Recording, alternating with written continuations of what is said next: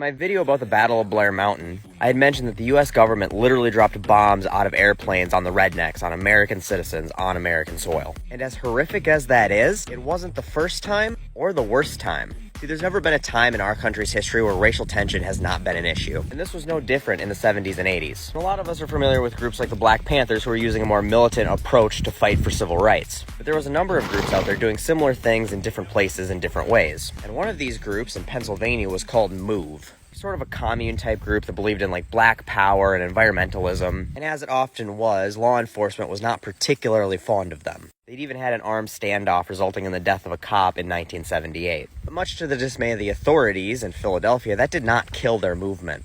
And looking for a way to shut them down, by 1985, the mayor and the police commissioner had classified the organization as a terrorist group. And they issued some various kind of bullshit arrest warrants for them and showed up at the row house that they were staying at in West Philadelphia. And they showed up in force. There were 6 adults and 7 kids in the house, and when the police decided that they weren't coming out quick enough, they were going to go in and forcibly remove them. And in typical police fashion, they shut off the water and power and started tear gassing the children. And an armed standoff followed, not unlike Waco.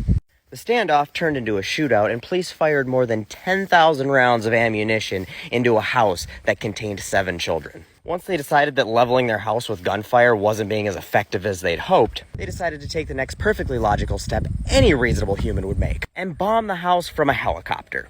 The resulting fire killed 6 adults and 5 children and went on to destroy 61 homes. And the couple people who survived would go on to report that as they escaped from the burning building, the cops were actually shooting at them as they were trying to get out. And if you think this story couldn't get worse, you'd be wrong. The remains of some of the children who died in this incident were given to the University of Philadelphia, and they were used in a forensic anthropology course without the knowledge of any of these children's family members. And then in 2017, Philadelphia's health commissioner ordered that the remains were cremated and disposed of without them being identified or without the families being notified. And if you think the story can't get worse, you'd be wrong again. Not a single criminal charge was filed against anybody responsible for any part in this atrocity. Not the police, not the commissioners, not the university professors. Not a single person was held legally responsible for the murder of 5 children, for the destruction of 61 homes, for dropping bombs out of an aircraft on U.S. citizens in a U.S. city. And I'm going to go as far to say is the few people watching this video who do know about it